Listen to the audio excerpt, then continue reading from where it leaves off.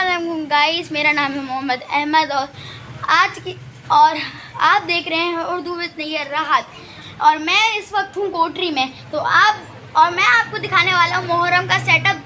आप देखें, इतना अच्छा होता है, सन्नाटा पूरा सन्नाटा। मतलब आपको एक बंदा दिखेगा, लेकिन थोड़े से दिखेंगे, वैसे पूरा सन्नाटा लगा पड़ा है।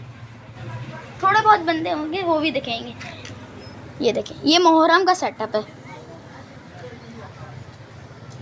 थोड़े बहुत बंदे, बाकी पूरा सन्नाटा ही सन्नाटा है, आप देख सकते हैं।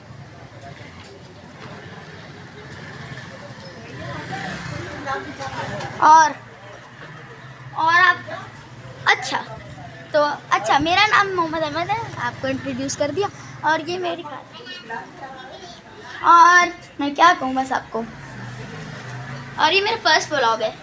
प्लीज़ लाइक करें, सब्सक्राइब करें और शेयर करें। अल्लाह हाफ़िज़। लेकिन गाइस, कुछ इलाके ऐसे भी हैं कोटरी में जहाँ पर बहुत एहतमाम से ज़ोर शोर से मुहर्रम का महीना मनाया जाता है।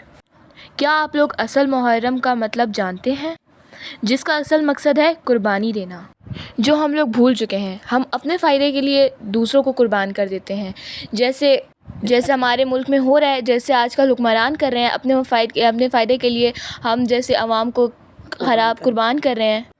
क्या आप जानते हैं कि मुहर्रम उल हराम हमारे मुल्क में इतने ज़ोरों शोर से क्यों मनाया जाता है? कत्ले हुसैन असल में मर्गे यजीद है। कत्ले हुसैन असल में मर्गे यजीद है। इस्लाम ज़िंदा होता है हर करबला के बाद। यही असल मकसद है। हमने इस्लाम को ज़िंदा करना है हर करबला के बाद।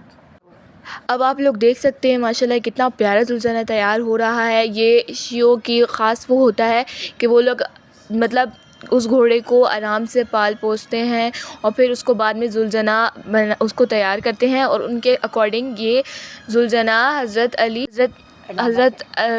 अली के बेटे हज़रत इमाम हुसैन की अलामत है। आप लोग स्क्रीन पे देख रहे हैं कि जुल्ज़ना को कितनी मोहब्बत से तैयार किया जा रहा है, लोगों के लिए इसके दिल में कितनी मोहब्बत है। और फिर इसके बाद ताज़िए निकाले जाते हैं और हज़रत इमाम हुसैन से अपनी मोहब्बत का इजहार किया जाता है। और मैं इस वक्त कोटरी में हूँ। मैं आपको बताऊंगी कि कोटरी में मुहर्रम का महीना कैसे मनाया जाता है। और मेरे ब्लॉग से आप लोगों को पता लग गया होगा कि इस तरह हम कैसे मनाए जाते हैं। कोटरी का एक छोटा सा इलाका है जहाँ पर हम लोग ये मुहर्रम का महीना मनाते हैं। बड़ा बेहतरीन है।